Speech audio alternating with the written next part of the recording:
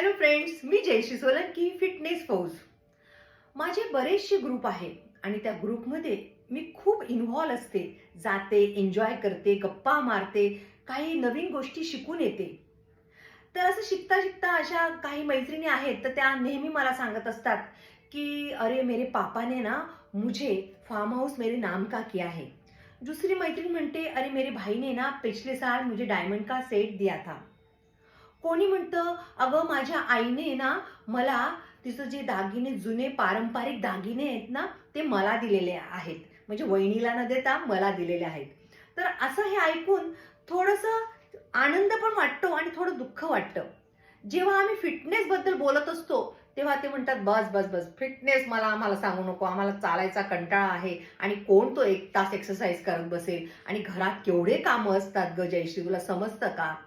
पण थांबा, इकडेच थांबा.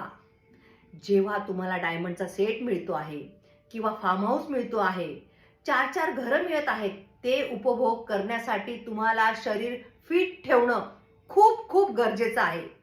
त्यामुळे जॉईन करा फिटनेस फौज. यामध्ये काय शिकवले जाते? शरीर कसं फिट ठेवायचं, मोबिलिटी कशी वाढवायची, फ्लेक्सिबिलिटी कशी वाढवायची किंवा माइंड सेट कसा ठेवायचा, किंवा जेव्हा जेव्हा आपल्याला कंटाळा आला तर आपण एक्सरसाइज करून ते आपण इम्प्रूव्ह करू शकतो. तर मैत्रिणींनो, या सगळ्या गोष्टी जर तुम्हाला उपभोग घ्यायचा असेल तर जॉईन करा फिटनेस फौज.